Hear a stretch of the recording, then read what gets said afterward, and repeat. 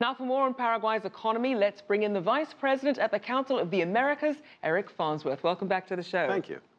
So, Eric, how would you characterize Paraguay's economy? Well, I think it's an economy with a lot of promise that hasn't quite been met yet. The current president and administration have tried to do some things to achieve higher level growth, and indeed over the last 10 years, previous couple administrations, the country has achieved about 5% growth, and you've just referenced the even higher growth rate at this point. But there's a long way to go. The economy is still based very much on primary goods, commodities, agriculture products, and the sale of electricity from the Itaipu Dam. They need to diversify, they need to get new investment, and I think the administration is focused on trying to do that. And speaking of the administration, we know that Paraguayans will head to the polls next year to pick a new president. What impact do you think that might have on the economy? Well, I think it's a really good question because depending on who the candidates are, and it's still quite early, I mean, the election isn't until next April, but depending on who the candidates are, they could be more pro-business to try to continue the course that's currently set, lower taxation, investment in various manufacturing capacities and diversification, et cetera. Or it could be a government that tries to institute a more populist agenda, and we've seen across South America that type of agenda, frankly, not be successful. So we're still several months away. There's a long way to go, but it does have an impact. And to the extent that investors, both domestic and foreign, believe that there will be more of a populist agenda implemented, they'll tend to reduce their investment or at least not move forward with investments that they might otherwise have done. So the politics and economics are directly linked. Now, for people who aren't familiar with Paraguay's economy, let's take a look at the trade picture.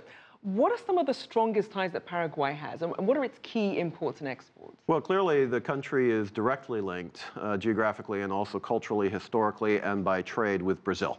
Brazil is the largest market for it. Brazil is the largest country that Paraguay imports from. It's really a very symbiotic relationship. Also Argentina, its other very large partner, and along with Uruguay, the four countries make up the Mercosur trading bloc. So Paraguay to this point has been very focused on regional trade and development.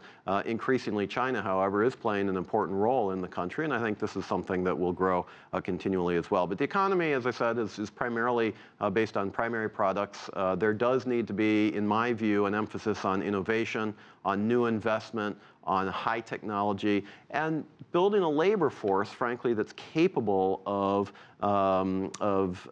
filling those jobs that do exist in the new economy. So that goes to the heart of education and some of the issues that really need to be reformed, not to also say the informality that plagues a lot of the economy really has to be changed so that the workers are brought more into the formal economy. These are big jobs, and I think they'll face the next administration of Paraguay.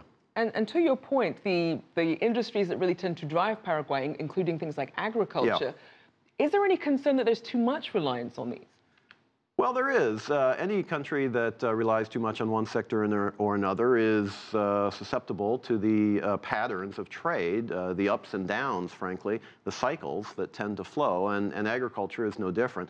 But I would say that from that perspective, Paraguay is well positioned because they produce things that the rest of the world needs, primarily soy, primarily beef products and grains, and all these things that a lot of hungry mouths in the world really need and are continue to want. So, you know, I think Paraguay from that perspective does have a real opportunity, but the question is not to reduce agriculture. The question, in my mind, is to build up the other sectors and to bring them up to where agriculture already is. We certainly saw lessons learned from the oil industry and the economies that suffered as a result. Yeah. Now, in terms of issues that you see potentially posing a threat to Paraguay's economic growth, what are the standouts for you?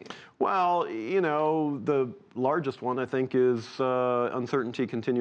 continued uncertainty in the region that Paraguay exists in. In other words, Brazil and Argentina. To the extent that those economies really grow in an effective way, that will bring Paraguay forward. To the extent that Brazil in particular remains in recession or only very, very slow growth, that's also going to affect Paraguay. So Paraguay is going to have to look for new markets and new economic partners, not to turn their backs on existing partners, but they have a huge opportunity, in my view, to try to get closer together with the countries of the Pacific Alliance in Latin America. And those countries, as we've talked about several times on this program, are Mexico, Colombia, Peru, and Chile. Paraguay doesn't currently have access to those markets in a formal way, but I think really could. And to the extent that it was willing and able to do that, that would then link Paraguay's economies to the western-facing or the Pacific coast economies of Latin America, giving them greater access to Asia and China in particular. And so that turns the landlocked nature of Paraguay, frankly, into an advantage, because then they can go to the Atlantic through Mercosur or to the Pacific through the Pacific Alliance. So, I mean, there's a real, it takes a strategic rethink of some of the orientation of the country, but I think it's possible, and I think it's a real possibility. Well, they certainly have positioned themselves well. Thank you so much. Always good to have you on. Eric Farnsworth, Vice President at the Council of the Americas.